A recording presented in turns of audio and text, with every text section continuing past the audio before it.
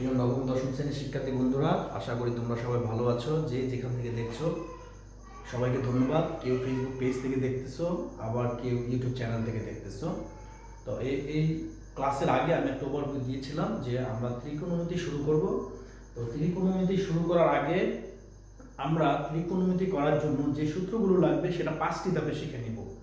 তো আমি দেখলাম যে ত্রিকোণমিতি অঙ্ক করার জন্য আমাদের টোটাল 52টি সূত্র শেখা লাগবে। তো আমি এটা 5টি ক্লাসে ভাগ করেছি। ফার্স্ট ক্লাসে আজকে আমাদের থাকবে 14টি সূত্র, সেকেন্ড ক্লাসে থাকবে এরকম করে 5টি ক্লাসে আমরা সূত্র একদম ক্লিয়ার করে তারপরে আমরা অঙ্ক ঢুকবো।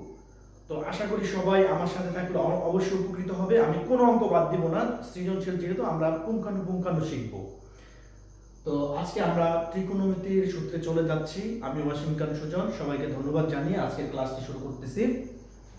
দেখো শিক্ষার্থী বন্ধুরা, আমাদের আজকে যে 14টা সূত্র আছে তোমরা অবশ্যই মনে রাখবে।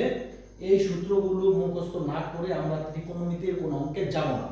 তো দেখো, 1 নম্বর সূত্রটি হচ্ছে sin থিটা সমান লম্ব বাই অতিভুজ। এটা একদম টাটকা মুখস্থ করে ফেলবে। sin থিটা সমান লম্ব বাই অতিভুজ। cos থিটা হচ্ছে ভূমি বাই অতিভুজ। দেখো এখানে একটা ট্রিক্স কাটাবে। এই দুটো যদি তোমরা মুখস্থ করে নিতে পারো যে sin থিটা সমান লম্ব বাই অতিভুজ আর cos থিটা সমান হচ্ছে ভূমি বাই অতিভুজ। দেখো এখানে হচ্ছে sin থিটার উপরে লম্ব আর cos থিটার উপরে হচ্ছে ভূমি আর নিচে অতিভুজ, দুইটাতেই অতিভুজ। এই দুইটা সূত্র যদি তোমরা টাটকা মুখস্থ করতে পারো তাহলে এই সূত্রগুলো নিজে নিজে বের করতে পারবে। এইগুলোর মুখস্থ লাগবে না। তবে আমি তোমাদেরকে রিকোয়েস্ট করব, প্রথমে মুখস্থ করা ট্রাই করো।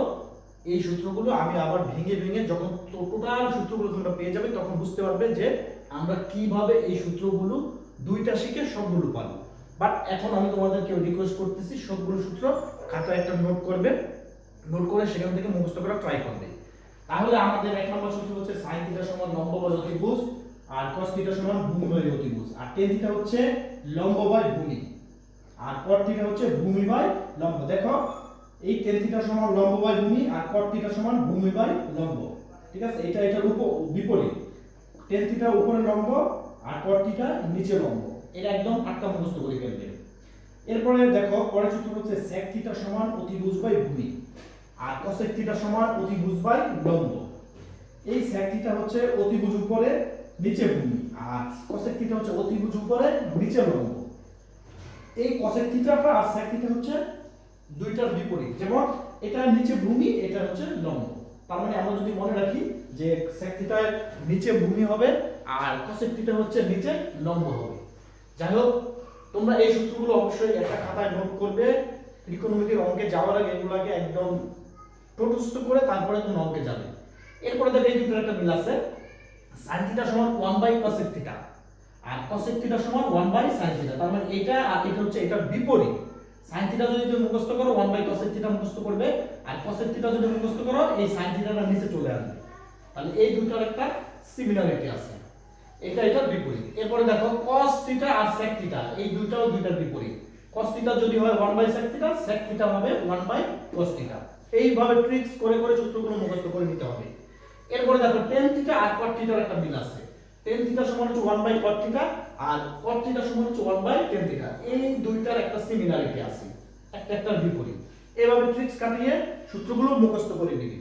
তারপরে আছে হচ্ছে tan থিটা সমান sin theta by cos theta, cot theta সমান cos theta by sin theta. দেখো এটার একটা সিমিলারিটি আছে। এটা sin থিটা উপরে cos থিটা নিচে আর cot থিটা cos থিটাটা উপরে sin থিটাটা নিচে। এই 14টি সূত্র একদম টাটকা মুখস্থ করে ফেলবে সবাই। এই ত্রিকোণমিতি অঙ্কে যাওয়ার আগে এই সূত্রগুলো টাটকা মুখস্থ করে ফেলবে। এরপরে আমি সব সূত্রগুলো দেওয়ার পরে তোমাদের একটা ট্রিক্স দিয়ে দিব যে আমরা কয়েকটা সূত্র যদি পারি তাহলে বাকি সূত্রগুলো আমরা নিজেরা নিজেরা বানিয়ে নিতে পারবো। তো সবাই ভালো থাকবে। সবাইকে ধন্যবাদ জানিয়ে আমার এই সন্ধানের টিচিং রুম ফেসবুক পেজ এবং ইউটিউব চ্যানেলের প্রথম ক্লাস ত্রিকোণমিতির সূত্র দিয়ে শুরু করলাম। আশা করি সবাই উপকৃত হবে।